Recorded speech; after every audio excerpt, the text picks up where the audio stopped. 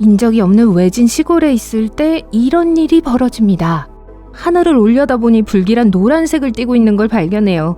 갑자기 무서운 생각이 들어요.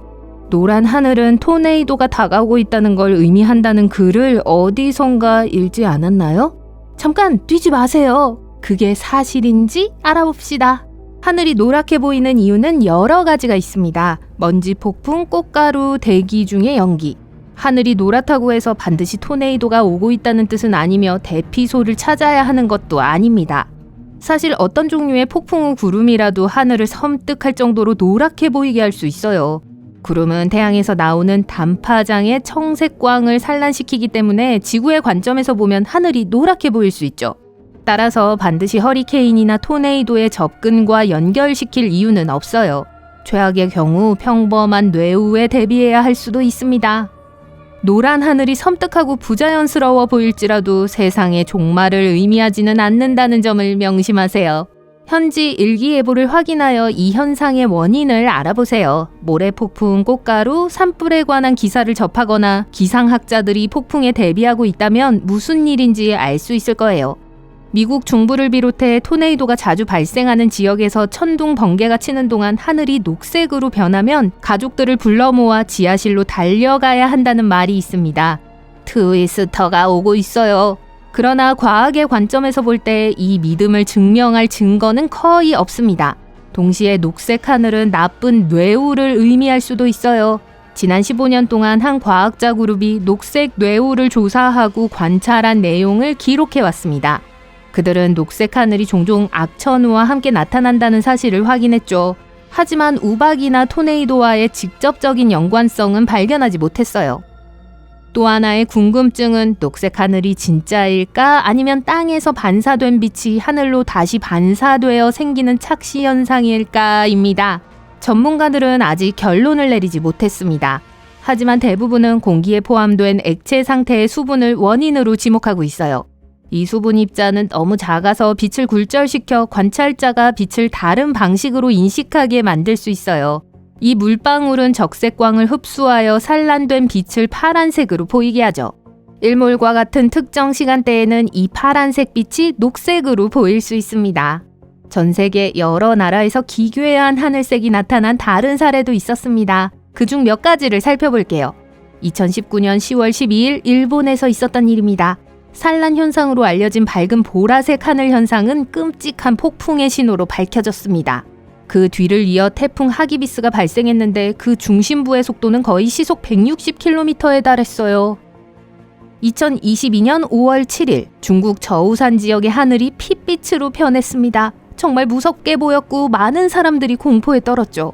하지만 현지 기상청은 붉은 하늘에 불길한 기운이 있는 건 아니라고 설명했어요. 이 현상은 항구에 있는 배에서 나오는 빛이 굴절되고 산란되어 발생했을 가능성이 높다고 해요. 구름 외에도 머리 위 하늘에는 많은 다른 현상이 보입니다.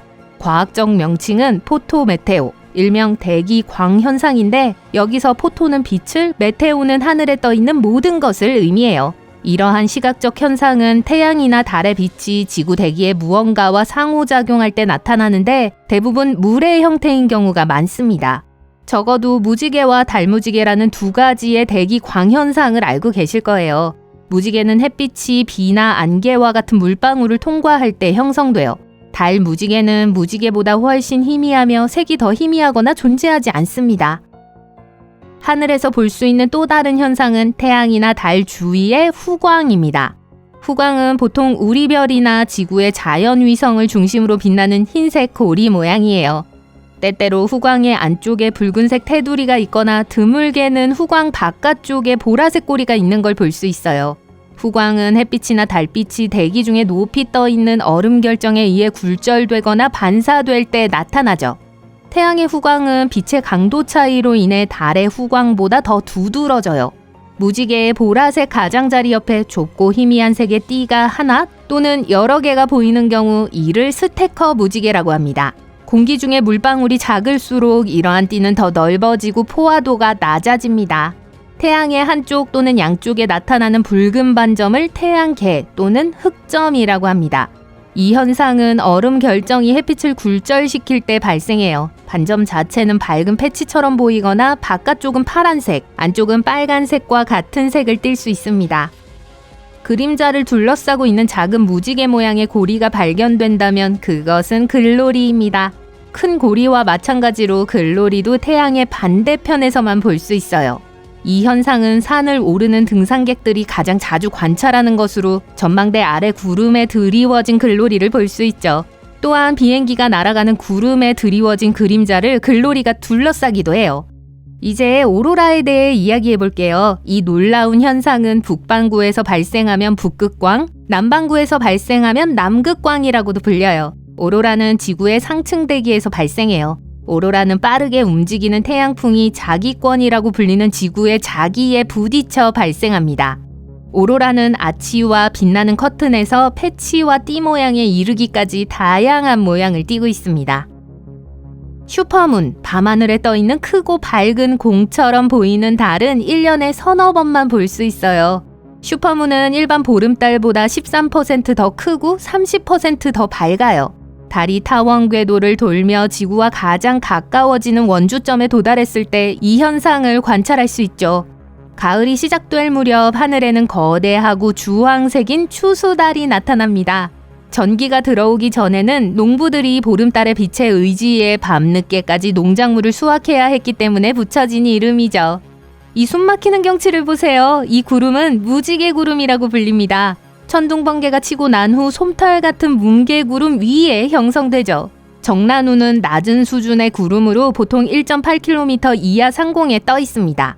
수증기가 응결되면 물방울이 프리즘 역할을 하여 구름 위에 여러 가지 색의 뚜껑을 형성해요. 안개 무지개는 거의 흰색에 가깝고 안쪽은 옅은 파란색, 바깥쪽은 희미한 붉은색을 띠고 있죠. 따뜻한 공기가 훨씬 차가운 물과 접촉할 때 물 위에 보일 확률이 높아요. 이 현상은 태양이 밝고 안개가 빛을 통과할 수 있을 정도로 얇을 때도 발생해요. 하늘에서 거대한 둥근 원반을 본 적이 있나요? 아마도 렌즈 구름이었을 가능성이 높습니다.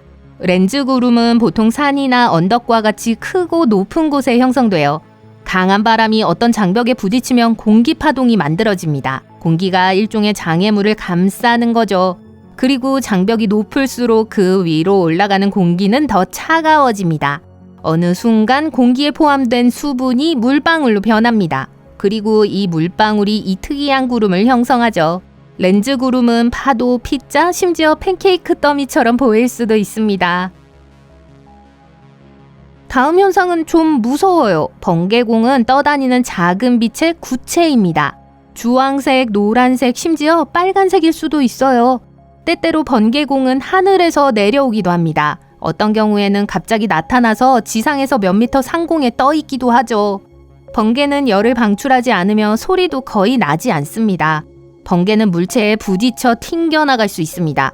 번개가 TV와 같은 전기 제품에 부딪히면 보통 유황 냄새를 남기고 조용히 펑 하는 소리와 함께 사라지죠. 하지만 번개공은 화재를 일으키거나 폭발할 수도 있습니다. 과학자들은 이 현상이 뇌우와 관련이 있을 수 있다고 생각하지만 아직 확실한 증거는 없습니다.